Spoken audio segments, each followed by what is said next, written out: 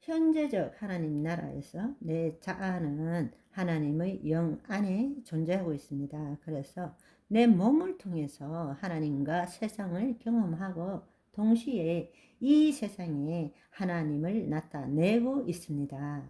여러분, 삶의 내용에 묶이지 마시고 먼저 내가 누구인지를 알아야 하는 것이 중요하다는 것입니다.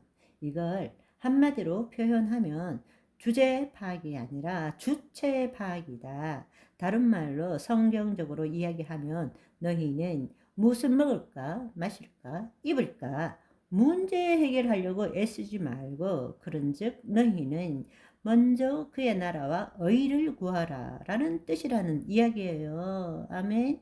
그리하면 그 모든 것을 더하시리라. 지금 이렇게 급한데 그거 믿는다고 되나요?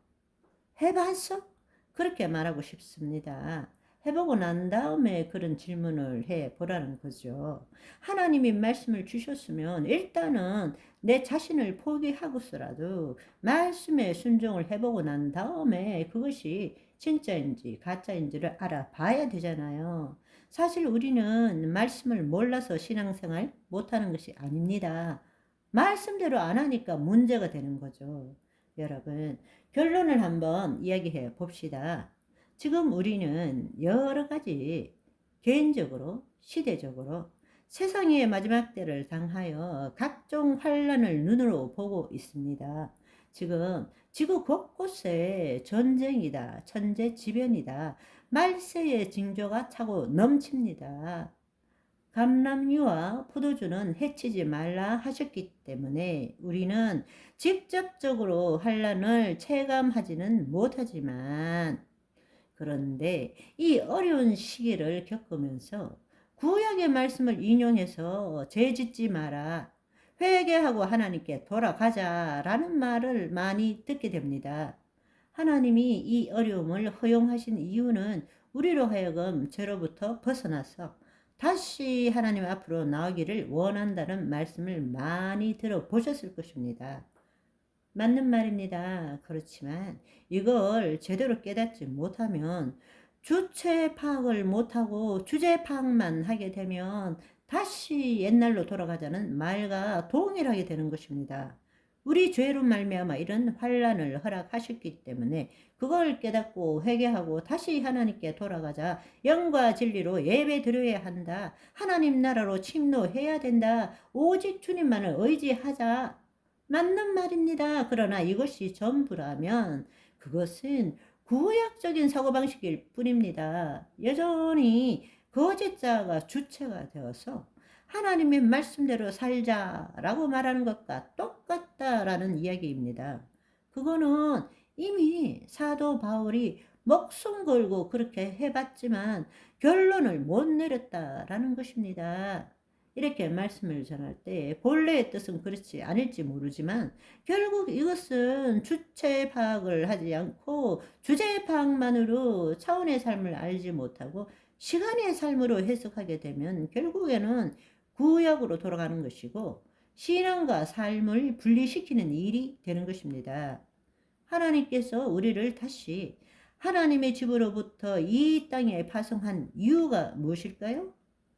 죄사함 받았으니까 예수 잘 믿고 죄 짓지 말고 잘 살아라고 보냈는가요? 아니면 하나님 나라의 관점에서 복음을 새롭게 한번 생각해 보십시오. 자신의 생각과 감정으로부터 자유케 된 혼이 그리스도 안에서 자유의지를 가지고 자신의 몸, 즉 그 자신의 생각과 감정과 자신의 신체가 더 이상 세상을 경험하는 것이 아니라 말씀을 경험하도록 하는 것입니다. 이것이 복음입니다. 현존 안에서 그리스도 의식으로 이 삶을 살아내라 라고 둘째 아들을 이 땅에 보낸 것입니다. 둘째 아들이 이 땅에 사는 것은 죄 짓지 않기 위해서가 아니라 하나님의 의를 나타내기 위해서 사는 것입니다. 죄를 짓지 않으려고 애쓰게 되면 거짓자가 주체가 되는 것입니다. 로마서 7장을 보셨잖아요. 왜냐하면 그리스도 안에 있는 자는 결코 죄를 지을 수 없기 때문입니다. 그리스도 안에 있는 자는 결코 정죄함이 없느니라. 하나님의 의를 행하는 자는 누구입니까? 거짓자입니까? 그리스도 안에 있는 나, 그리스도 의식으로 살아가는 나입니까? 제가 지금 죄를 지어도 상관없다, 죄 지으라고 말하는 것입니까? 아닙니다. 그렇지 않습니다. 죄 짓지 말아야 합니다. 그러나 우리의 혼의 모든 인식은 죄를 안 짓는 데 있는 것이 아니라 하나님의 의를 나타내는 데 있어야 한다는 것을 말하고 있는 것입니다. 주제 파악 이전에 주체 파악을 하라는 것입니다. 주체 파악을 못하면 현재적 하나님 나라의 삶을 제대로 살지 못합니다.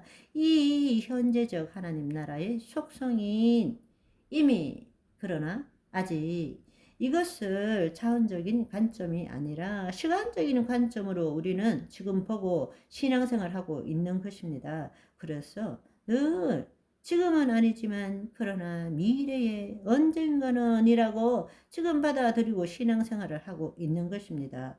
그래서 그 결과가 뭡니까? 죄짓지 않으면, 더 거룩해지면, 더 헌신하면, 여러분 한번 생각해 보십시오. 우리가 얼마나 죄를 짓지 않아야 거룩하게 됩니까?